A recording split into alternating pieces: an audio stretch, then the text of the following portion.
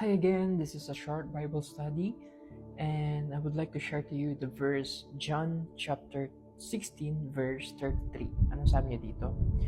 These things I have spoken to you so that in me you may have peace. In the world you have tribulation, but take courage, I have overcome the world.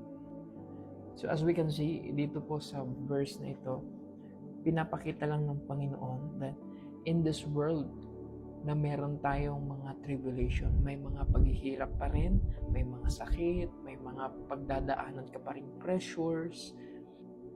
Pero napaisip ka ba na bakit ganun? Naging Kristiyano ako, kala ko magiging mapabuti yung buhay ko. Kala ko abundance of life, kala ko yayaman ako, kala ko ay magiging maayos na yung buhay ko at wala na akong iiyakan, wala na akong problema. Pero kapatid, dito tayo kasi nagkakamali. Bilang isang Kristiyano, bilang pagtanggap sa Kanya, it's not all about na masasatisfy yung emotions natin. Kapag tinanggap natin si Jesus Christ, ay magkakaroon po tayo ng kapayapaan. Saan yung kapayapaan na yun? Kasi yung puso natin, maraming hinahanap yan. Sabi niya sa Ecclesiastes chapter 3 verse 11, dahil sa puso natin, sabi niya, there is eternity planted in our heart. Kaya ang puso natin maraming hinahanap. Pero kapag na kay Jesus kasi tayo, ay magkakaroon tayo ng kapayapaan. Sabi niya, these things I have spoken to you so that in me you may have peace. Yung peace na tinatawag doon is yung kapanatagan ng puso natin na masatisfy. Kasi kung sinabi natin pang walang hanggan, no, there is eternity planted in our heart, isa lamang po ang makapagsasatisfy ng mga needs po natin, ang mga desires natin, kundi yung eternal God na meron po tayo, which is Jesus. Si Jesus He is the way, the truth, and the life. And siya yung makapagbibigay po sa atin ng totoong kapayapaan at wala na pong iba. Ang pagiging Kristiyano is to know Jesus Christ at mag-grow tayo sa relationship sa Kanya.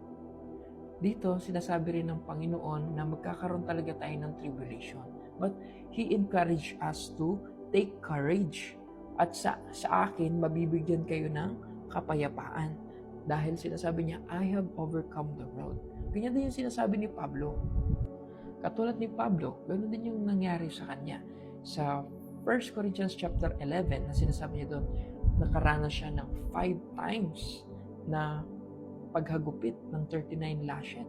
Nakaranas din siya 3 times mabit ng rod. 3 times din siyang binato. 3 times din siyang nagkaroon ng shipwreck. Kung si Pablo nga nakaranas ng mga ganong bagay, di ba? Sa mga dangers, sa mga robbery, sabi niya nga doon, sa mga countrymen niya, kasi syempre susugo din siya eh. Iba yung pananampalataya na dala-dala niya. Pero on that, sinasabi niya, marami siyang pinagtrabahuhan, marami siyang sleepless night, marami din siyang pinagdaanan, marami din siyang pressure. Kung babasahin pa natin yung 12:9 ng 2 Corinthians, alam niyo, in-encourage din siya ng Panginoon eh, na katulad nung kanina na meron tayong tribulation, sa kanya meron siyang weakness na hindi matanggal. Pinanalangin niya na ng 3 beses pero hindi pa rin natanggal. Pero yung weakness na yon ay hindi galing sa Panginoon. Galing yun sa messenger of Satan. No?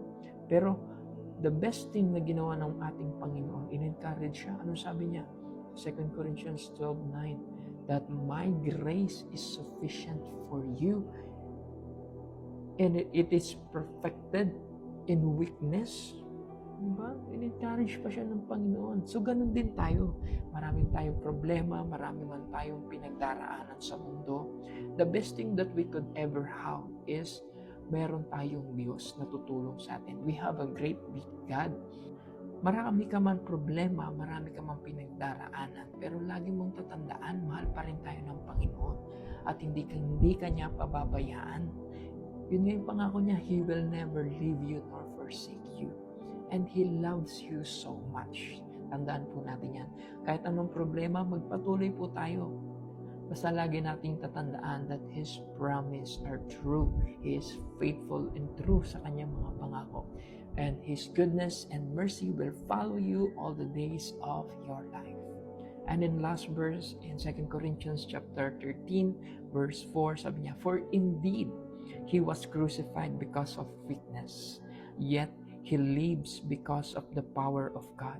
For we are also weak in Him, yet we will live with Him because of the power of God directed toward you." Kaya kapatid, patuloy lang tayo. Kahit may mga pressures, huwag aayaw. Kahit may mga problema, patuloy pa din. Kaya huwag bibitiw, huwag aayaw, magpapatuloy. Kaya sabihin mo dyan sa comment section, magpapatuloy ako para sa Panginoon. God bless you, kapatid.